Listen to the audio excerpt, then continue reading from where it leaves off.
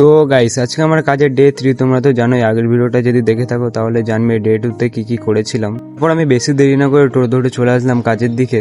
Finally আমি কাজে চলে আসলাম। এখানে এসে সবার প্রথমে কাজ হচ্ছে যে গ্রুপে ফটো পাঠানো। তাই আমার বন্ধু গ্রুপে ফটো পাঠাচ্ছিল, তাই আমারও গ্রুপে ফটো পাঠানো হয়ে গেলে এখানে যা মুড়িগুলো এসেছিল তাই মুড়িগুলোকে আমি সাজিয়ে রেখে দিচ্ছিলাম।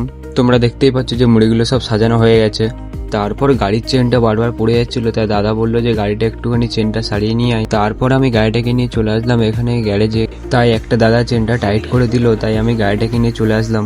তাই ফেরার সময় দেখলাম যে এখানে রেলগেটটাই পড়ে আছে, তাই কিছুক্ষণ দাঁড়িয়ে গেলাম। তারপর আমি গাড়িটাকে নিয়ে চলে আসলাম, এসে এখানে একটু চা খেয়ে নিলাম।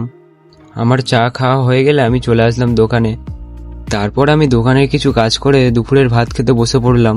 আমার খাওয়া হয়ে গেলে আমি আর বন্ধু যাচ্ছিলাম দাদা বাড়িতেই চেকটা দিতে। তাই গাড়িটাকে নিয়ে চলে আসলাম দাদা বাড়ির দিকে।